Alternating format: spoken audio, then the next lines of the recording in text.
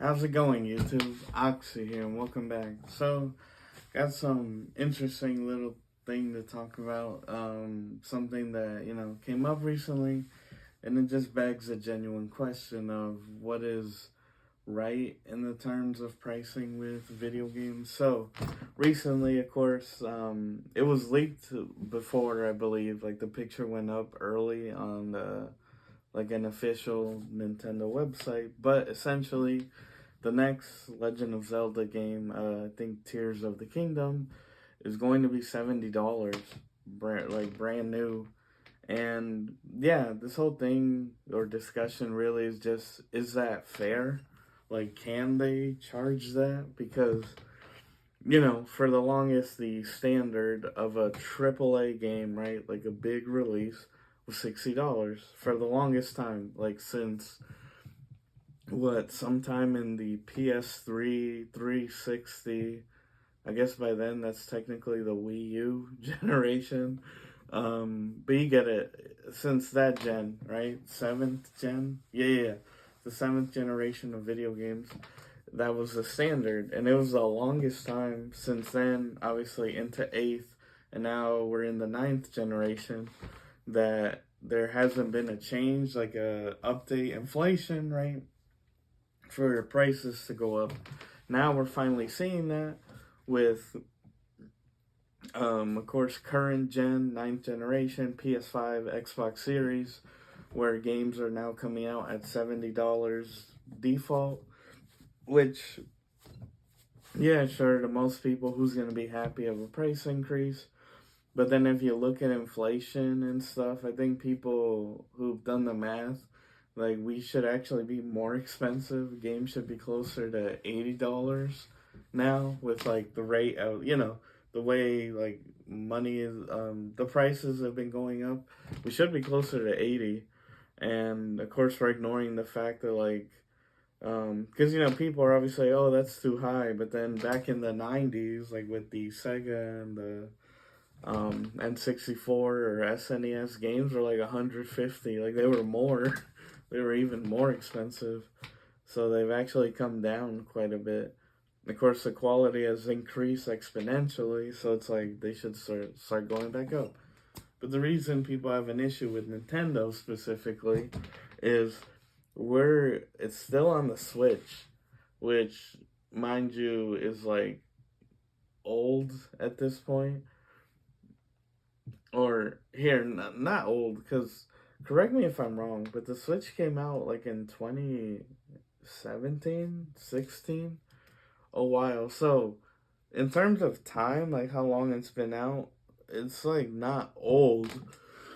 It's still within the length of like a video game generation. It's just that when it came out, it was severely behind like the performance of the Xbox One, the PS4. Oh, yeah. It was like 2016, 17. Um, yeah, or I think so. Yeah, okay. So I think it came out first. But when the new consoles came out, the idea was like, oh, they're gonna get a update, like a Switch Pro or a Switch 2, right? Like the next console. But it's been a huge success for them, and that's why they're not too keen on switching it up. But that's the thing.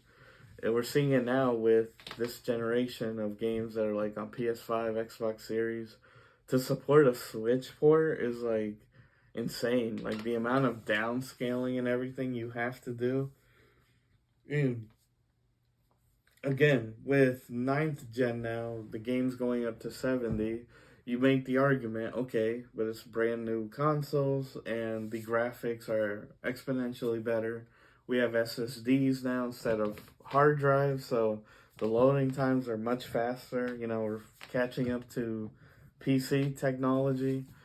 And yeah, so then it's like, how can Nintendo, with their like old, archaic at this point, because it's even less powerful than like an Xbox One, which was the weakest of all the consoles. Like they're still supported now, right?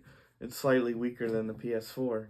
It's kind of like how do you justify that $70 for a game that runs on like tech that's old, And yeah, it just comes off as pure greed.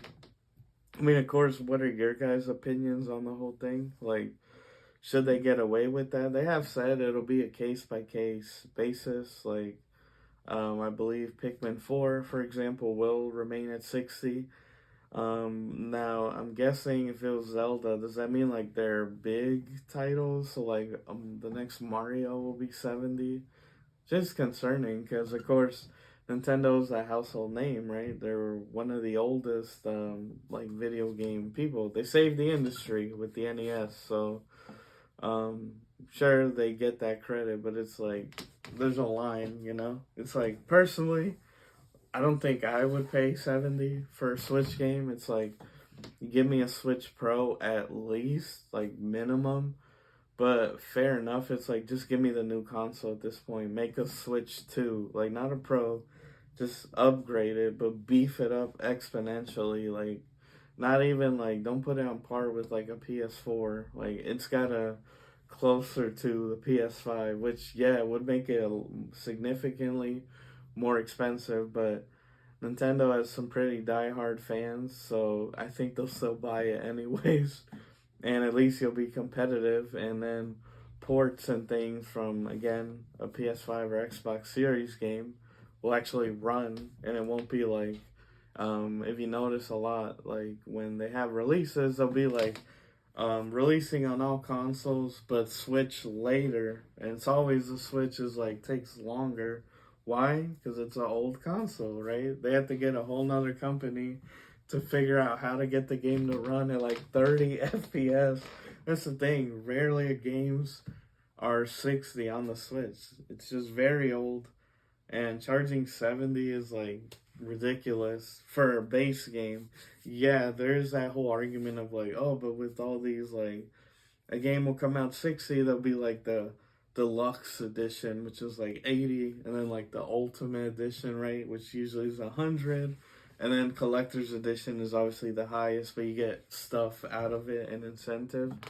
Um, yeah, but that's still, it's like that's extra stuff that you can choose to pay. Like right out the gate, charging 70, it's crazy.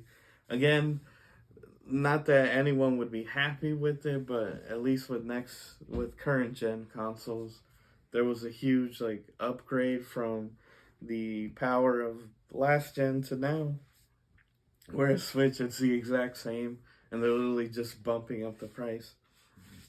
Oh, and that's the thing I don't mention either, I think, where on last gen, if I'm not wrong, correct me, I believe it's like if you get a game on Xbox Series, it's 70, but then if you get the Xbox One version, it's 60. So there is that difference of like, you know, what version you get. Specifically with Xbox, I know there's those games that are like, they have the smart delivery, so you get both versions. And back then it was at 60, but now you're seeing distinguished, like, it's either Xbox One version or Series. Like, there is that price difference now. I could give an example with WWE 2K22. I have the Xbox Series version, but there specifically is a Xbox One version, and there is that price difference. So, again, Nintendo getting away with charging that on the same, you know, like not changing anything.